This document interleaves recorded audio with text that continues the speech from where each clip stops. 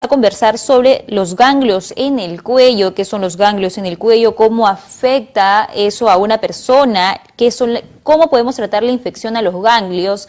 Para que nos hable más sobre el tema, tenemos al doctor Mauricio León, que es cirujano oncólogo de la clínica Ricardo Palma. ¿Qué tal, doctor Mauricio? Buenas tardes. Hola, ¿cómo está? Buenas tardes. Doctor Mauricio, ¿qué tal? Y muchas gracias por el enlace. Y para empezar, quiero que nos explique y nos dé como un concepto de qué son los ganglios. Mira, sí, los ganglios en el cuerpo humano son estaciones en las cuales están las defensas de nuestros cuerpos, lo que se llaman nuestros soldados, que son los glóbulos, los leucocitos, que son los glóbulos blancos. Entonces, los ganglios tienen una función, que es la de tener las células que nos protegen. Y como todo el cuerpo humano, los ganglios también se pueden enfermar. Y hay varios tipos de enfermedades, desde lesiones de cáncer, como por ejemplo el linfoma, que es un cáncer primario de las células del ganglio, hasta inflamaciones que no son cáncer. Cuando uno se rasura, por ejemplo, las axilas, en las mujeres aparecen ganglios en la axila, cuando uno tiene caries dental aparecen ganglios en el cuello, que son ganglios inflamados sin necesidad de ser cáncer. Bien, doctor, a ver, la pregunta es, ¿cualquier persona y a cualquier edad se nos puede inflamar los ganglios? Exacto. En cualquier edad nuestros ganglios pueden estar inflamados y felizmente la mayoría de veces no es por cáncer. Los ganglios son para los que nos escuchan, son unas estructuras que generalmente no se palpan en el cuerpo humano, que son más o menos una forma de frijolito, y forman parte del sistema inmunitario, el sistema de defensa de nuestro cuerpo. Los ganglios filtran las sustancias que el líquido linfático transporta y contienen por dentro lo que te decía, los glóbulos blancos, que nos ayuda a combatir infecciones, ¿no? En nuestro cuerpo hay cientos de ganglios linfáticos conectados por los vasos linfáticos. Y los grupos más grandes se encuentran en el cuello, en la axila, en el tórax, en el abdomen o en la ingle. Entonces, en cada región ganglionar tenemos muchos ganglios y los ganglios son parte del sistema linfático. ¿Se pueden enfermar? Sí se pueden enfermar, pero generalmente cuando crecen no se trata de cáncer, se trata de enfermedades inflamatorias o infecciosas. Hay muchas enfermedades que hacen que el ganglio se hinche y se crezca de tamaño, ¿no? ¿Cómo qué enfermedades, doctor? Y ahora, si es que de repente tenemos los ganglios inflamados, que normalmente se ve en el cuello, se inflaman también los del cuello, los de la axila, los de la ingle, o solamente una de las partes, o sea, o puede ser el cuello, depende de qué. Si por ejemplo nos ha mordido un perro en la pierna, ya, y el perro tiene bacterias en la boca, nos la mete a la pierna, a nuestra piel, y eso va a inflamar nuestros ganglios de la ingle, que es el ganglio que recoge la linfa de la pierna, por ejemplo. Si nos pica una abeja o nos cortamos el dedo de la mano, se va a inflamar el dedo de la axila de ese brazo. Entonces depende qué ganglio, si tenemos caries o tenemos un corte en la cara, se nos va a inflamar el ganglio del cuello. Entonces depende qué región estamos hablando para ver qué ganglio se inflama, ¿no? Ah, de acuerdo al lugar. Doctor, entonces, ¿qué tipo de enfermedades de repente pueden hacer que nuestros ganglios del cuello se inflamen? Bueno, hay varias. De las enfermedades infecciosas, por ejemplo, el citomegalovirus es un virus que afecta a los ganglios. La toxocara también es una enfermedad que afecta, la enfermedad del arañazo de gato, también afecta y no es cáncer, aparece un ganglio inflamado. Hasta ganglios inflamados por cáncer, como decía, el cáncer de mama, por ejemplo, cuando está avanzado, hace metástasis en la axila, en un ganglio del axilar. Claro. Y se inflama porque tiene cáncer de mama. O hay cáncer también primario del ganglio, de las células del mismo ganglio. Son los cánceres que se llaman linfomas, que pueden ser de Hodgkin o de no Hodgkin, los tipos, ¿no? Claro. ¿Cuál es la diferencia, doctor? Ya que estábamos hablando del tema de los linfomas, ¿cuál es la diferencia entonces de lo que me acaba de mencionar? Bueno, primero, dentro de linfomas ganglionares, el 85% se trata de linfomas no Hodgkin. Hay unas células que hacen la diferencia en la patología, que se llama de Ritter-Steinberg. Son unas células que diferencian un linfoma de otro. En el mundo, el linfoma no Hodgkin es el más frecuente y cada vez es más frecuente, haciendo menos frecuente el linfoma de Hodgkin. El linfoma de Hodgkin lo descubrió un patólogo británico, el doctor Hodgkin, lo descubrió este linfoma y lo describió. Entonces, depende de qué estamos hablando, de qué tipo de linfoma, ¿no? De acuerdo. Doctor, ahora, el tema de la infección a los ganglios, antes de pasar, porque también vemos que hay cáncer linfático, que eso también es un tema muy amplio, la infección de los ganglios, ¿cuál es el tratamiento? ¿Por qué se da? Y de repente, ¿el tratamiento que se le da a una persona adulta tiene que ser la misma a un niño? Mira, depende de la causa, como siempre digo. Si se hincha un ganglio, es como fiebre. Ese no es el problema. Generalmente, por ejemplo, si se hincha un ganglio del cuello, puede ser por una caries. Entonces hay que tratarnos la caries dental y no el ganglio. Si se infla un ganglio de la axila, porque me he cortado la mano y ha hecho una celulitis en la mano, hay que tratar la mano, la infección, y con eso tratamos la axila. Porque la axila, el ganglio inflamado, es una respuesta a una infección, por ejemplo, ¿no? O alguien se cae de la bicicleta y tiene una herida en la pierna, en la rodilla, y se infla un ganglio de la ingle, no hay que tratar el ganglio, sino la herida de la rodilla, digamos, y tratando eso, el ganglio desaparece. Bien, ¿y los cuidados, de decir, la alimentación es la misma o hay que tener algún tipo de cuidado de repente el tema La de los alimentación líquidos? no tiene nada que ver con los ganglios, sobre todo con mayor razón si no son oncológicos, si no es cáncer, ¿no? No tiene nada que ver. El ganglio es parte del sistema inmunitario y se inflama cuando tienes una noxa en el cuerpo, cuando hay una injuria, que puede ser viral, puede ser parásitos, puede ser células de cáncer, puede ser de todo tipo. El ganglio digamos, crece por cualquier cosa que altere el medio, porque es parte del sistema inmune. Cualquier cosa que lo ataque va a inflarse el ganglio, pero no siempre por cáncer, ¿no? Claro, ¿y cómo bajar la inflamación de los ganglios en el cuello?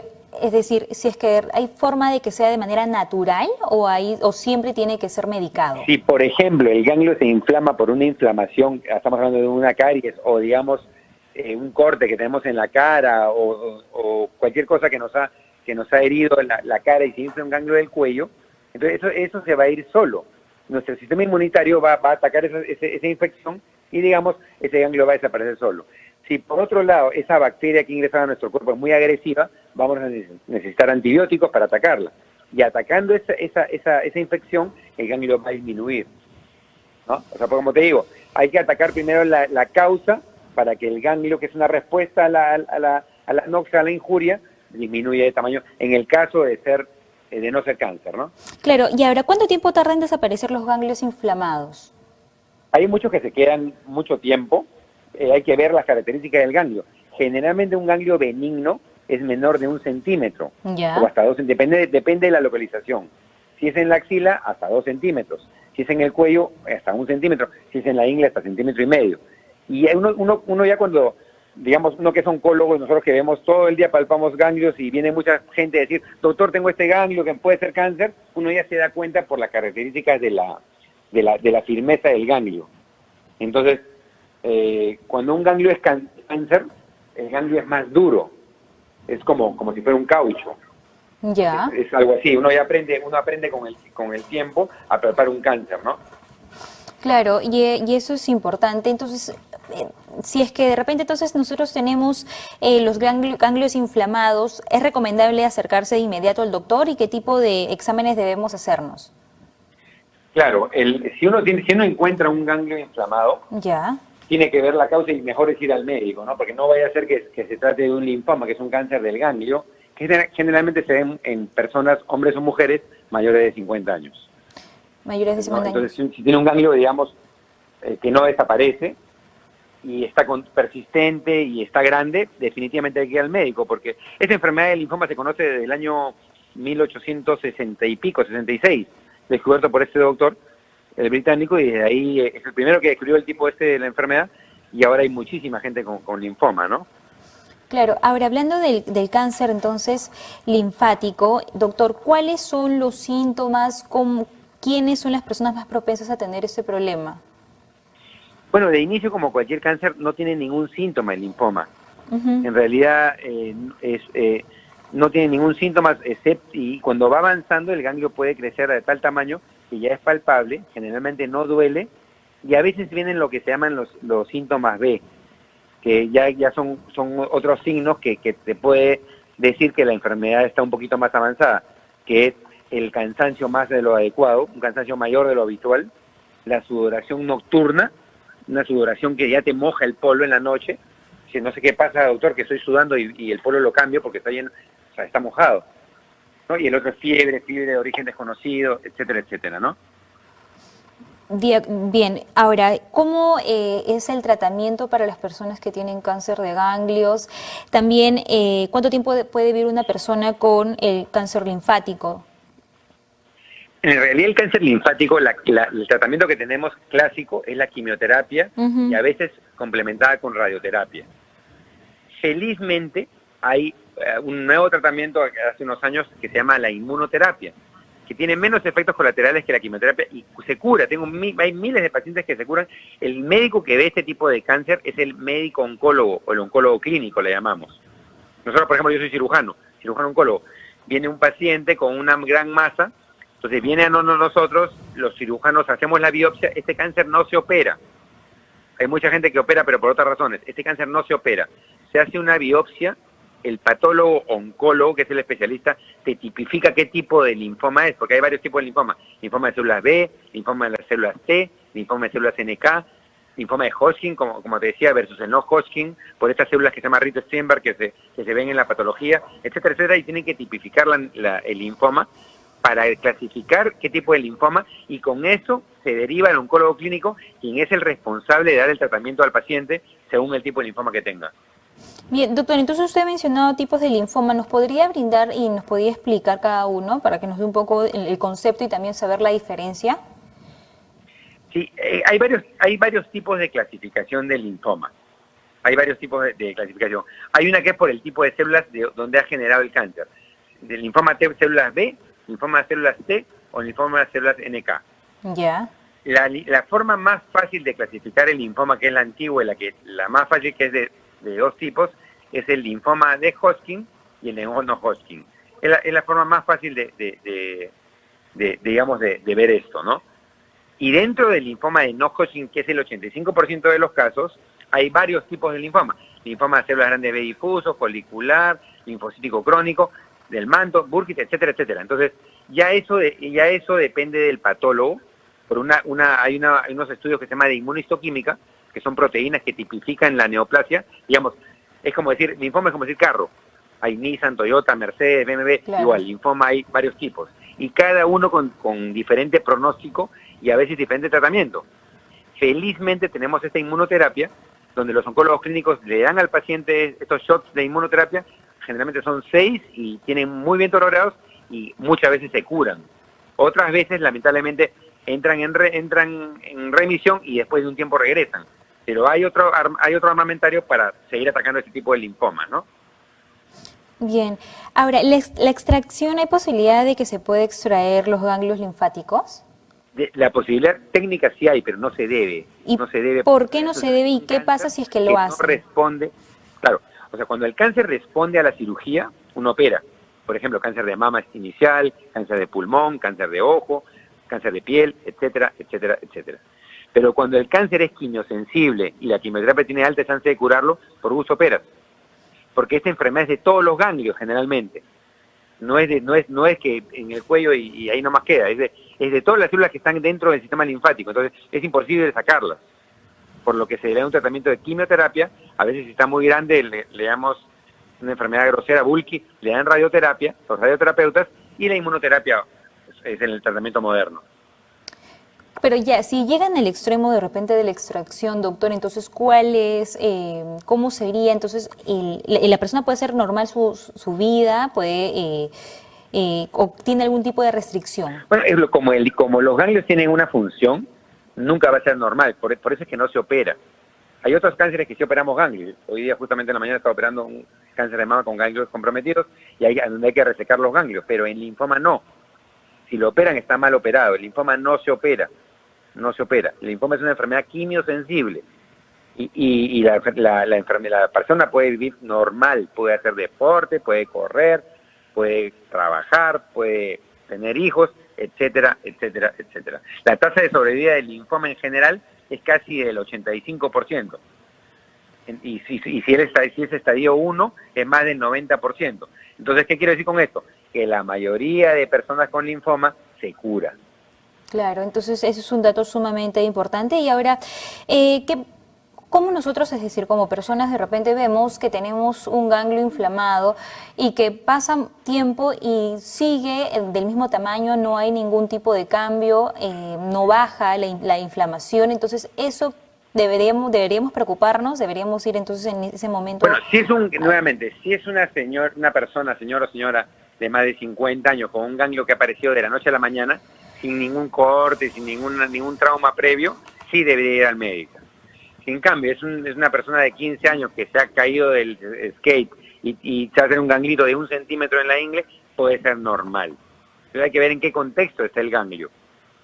Generalmente el linfoma es una enfermedad que se da en personas mayores, aunque también hay chicos jóvenes, hay de todo. En realidad, cáncer infantil, también el linfoma es está entre los 3 primeros en frecuencia de cáncer, pero no es el más frecuente. Es infrecuente, si bien vemos siempre gente con linfoma, niños y adultos, no es lo más frecuente.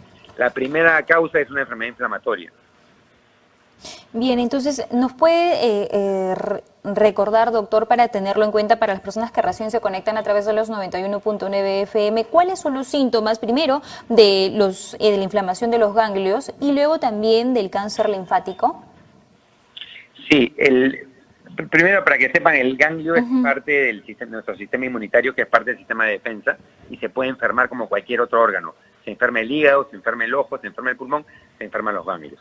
La mayor parte de las enfermedades de los ganglios son enfermedades infecciosas, por bacterias o por virus, por parásitos, hay parásitos que entran a los ganglios también, y la menor parte por cáncer.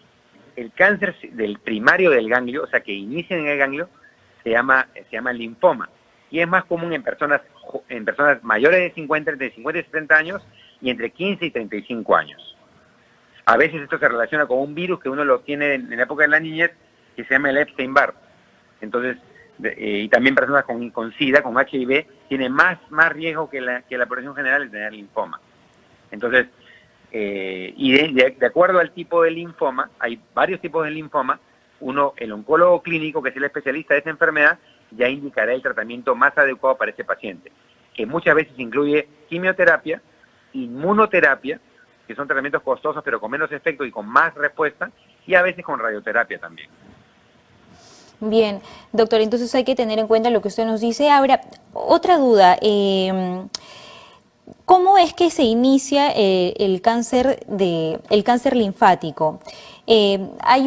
Para las personas, de repente para los más pequeños, porque he escuchado también que adolescentes y niños tienen la posibilidad de poder desarrollar un cáncer linfático. Claro, sí, buena pregunta. En general, ¿cómo uno se da cuenta que un niño tiene cáncer? Exacto. Digamos.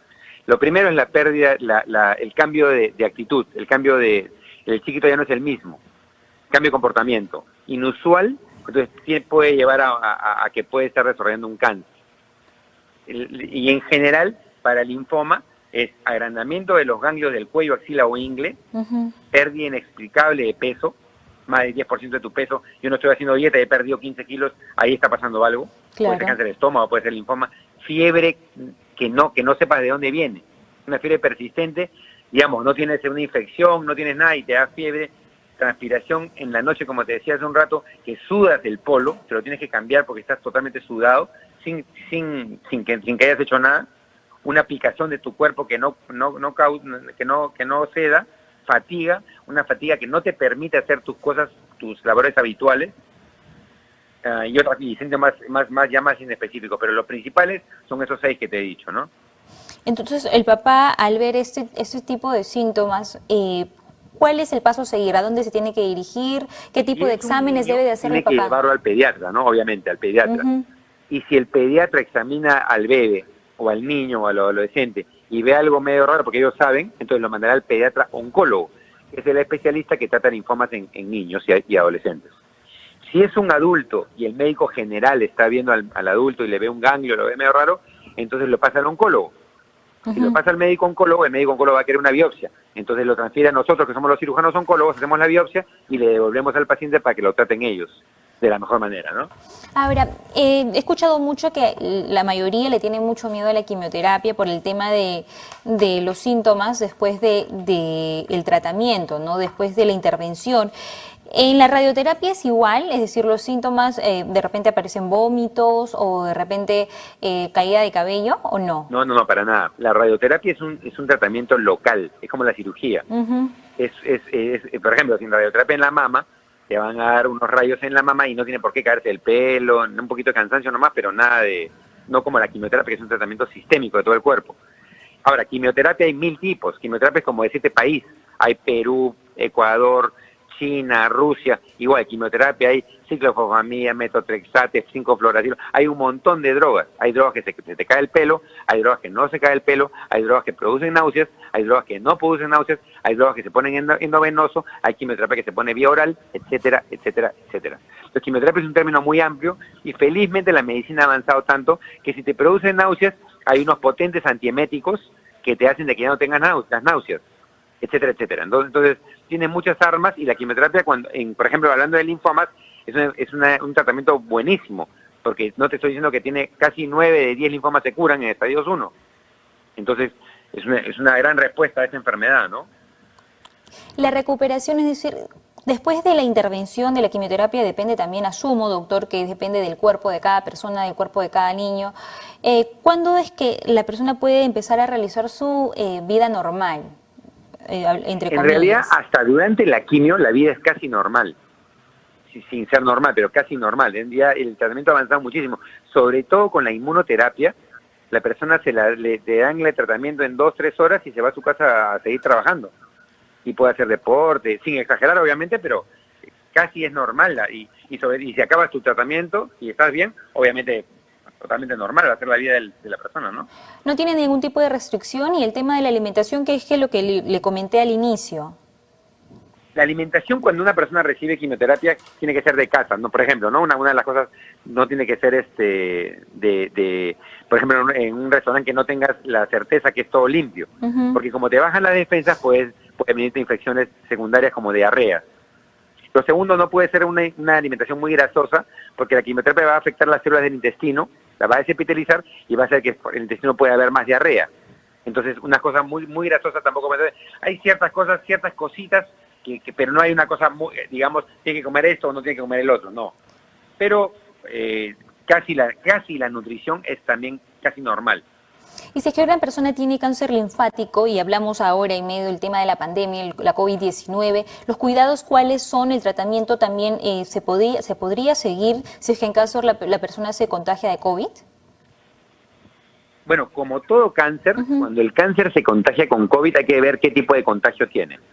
Si es un contagio agudo, si la IgM está positivo y la cirugía no es de emergencia, la persona va a esperar 15 días para poder ser operada, por ejemplo. A mí me pasaba eso con muchos pacientes en junio. En junio, julio, tenía que suspender cirugías. Pero si la persona con COVID ha tenido la enfermedad y no la tiene actualmente, si tiene la IgG positiva, la inmunoglobulina G, entonces sí se puede operar. Entonces depende del caso. Si es una emergencia, así sea con IgM o con IgG, sea COVID, se tiene que entrar a operar, porque la vida del paciente está en riesgo. Entonces uno tiene que evaluar qué tipo de emergencia es. Si no es una emergencia, y es una cirugía electiva o un tratamiento electivo, por ejemplo, sobre todo de quimioterapia, entonces hay que ver si es IgG y es una enfermedad que está, digamos, agudamente y puede contagiar a los demás, se podría retardar un poco y esperar un par de semanas porque son solo 15 días que tiene que estar el paciente para que no infecte a los demás, ¿no? Entonces uno tiene que ver el paciente y ver aquí hay linfomas que son más agresivos que otros, el linfoma de Burkitt, por ejemplo. Entonces uno tiene que el linfoma versus el linfoma de célula B difuso, que es el más frecuente en países subdesarrollados como el Perú, que es más indolente, menos agresivo. Entonces uno tiene que ver en qué, eso ya lo decían los oncólogos clínicos, ¿no? Claro, eso es muy importante, doctor. Estamos llegando al final de la entrevista. Doctor Mauricio, díganos las últimas recomendaciones para poder las personas que nos escuchan a través de las redes sociales y nos ven también en las redes sociales y nos escuchan a través de los 91.9 FM, tener en cuenta las últimas recomendaciones, por favor, doctor León. Sí, mira, que primero el cáncer en general es una enfermedad que ya se puede curar, ¿ok? Ya se puede curar. Segundo, ¿para qué? ¿Cómo se cura? Tenemos que curarlo cuando lo detectamos a tiempo. Entonces, toda persona mayor de 30 años tiene que ir una vez al año al médico, a un oncólogo, para que te diga si tienes o no cáncer. Por ejemplo, y si además, ese es cuando está, entre comillas, sano. Si además tiene, por ejemplo, si le falta un tumor en la mama, una mujer mayor de 40 años, o tiene una lesión de la piel que sangra, o tiene tos con sangre, o ha bajado mucho de peso, tiene que ir a un oncólogo rápidamente. Y hablando del linfoma, si tiene un ganglio grande que no cede con el tratamiento, si el doctor, el clínico le da antibióticos y no cede, y tiene mucha fatiga y suda por la noche, puede ser esta enfermedad que es el linfoma, que felizmente se curan más. El linfoma tiene hasta su día. El Día Mundial del Linfoma es todos los 15 de septiembre. Acaba de pasar hace poco, y es un día para que la gente sepa que esta enfermedad existe, porque si no se trata, es el problema, como todo cáncer, puede el paciente fallecer finalmente por mucha enfermedad. Pero en general esta enfermedad se trata, y la gente que nos está escuchando ya sabe que existe esta enfermedad, sabe que se puede curar, y se cura más fácil con esta inicial. Entonces es bueno siempre chequearse el cuello, las axilas o la ingle, que no tenga ninguna bolita, y si hay una bolita, bueno, ir al médico, ¿no? Claro, gracias, doctor Mauricio. Díganos dónde lo podemos ubicar, alguna red social, teléfono. Sí, bueno, yo estoy en la clínica Ricardo Palma, soy parte de los oncólogos de ahí. Pueden cualquier cosa ubicar ahí. Tenemos el grupo de oncología bien formado, con todas las especialidades, oncología clínica, oncología quirúrgica, y entre todas sus subespecialidades de mama, de neurocirugía, de tórax, de cabeza y cuello. Estudiamos en la clínica Ricardo Palma para servir a todos los que nos escuchan. Con mucho gusto lo vamos a atender. Perfecto, doctor Mauricio, ha sido un gusto tenerlo en nuestro programa. Hemos estado con el doctor Mauricio León, cirujano oncólogo de la clínica Ricardo Palma.